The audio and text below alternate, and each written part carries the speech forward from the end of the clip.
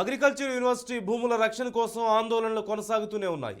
నిరసనలో ABVP రాష్ట్ర కార్యదర్శి ఝాన్సీపై పోలీసుల దురుసు ప్రవర్తనతో గాయాల పాలై కొత్తపేట్ ఓజోన్ హాస్పిటల్లో చికిత్స పొందుతున్నారు.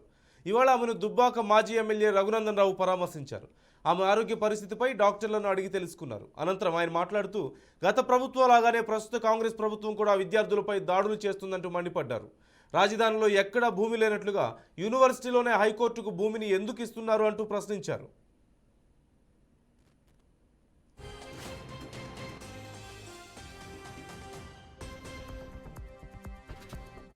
గత ప్రభుత్వానికి భిన్నంగా కొత్తగా వచ్చినటువంటి ప్రభుత్వంలో పోలీసుల ప్రవర్తన లేకపోవడం అనేది బాధాకరమైనటువంటి విషయం.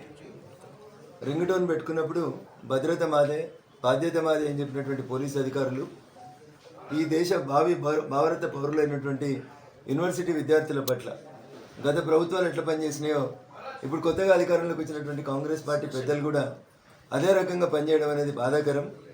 యూనివర్సిటీలను నాశనం చేసి, విద్యా వ్యవస్థను నాశనం చేసి, భావి తరాలకి మంచి విద్య అందకుండా చంద్రశేఖరరావు గారి ప్రభుత్వం ఏ రకంగానైతే చేసిందో దానికి భిన్నంగా ఈ ప్రభుత్వం పనిచేస్తలేదనడానికి నిదర్శనం.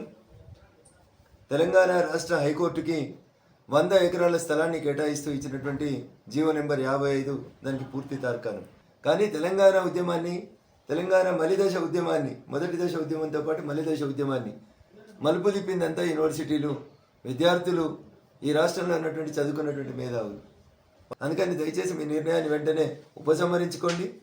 వద్దన్న విద్యార్థులను జుట్టుపట్టుకొని, ఈడ్చుకొని, లాగి, కొట్టి గత ప్రభుత్వాలకు భిన్నంగా మీరు పనిచేయకపోతే మాది ప్రజాపాలన అని చెప్పుకుంటున్న మీకు ఆ ప్రజాపాలనకి ఏం అర్థం కనబడతలేదు అనేది నా ఉద్దేశం.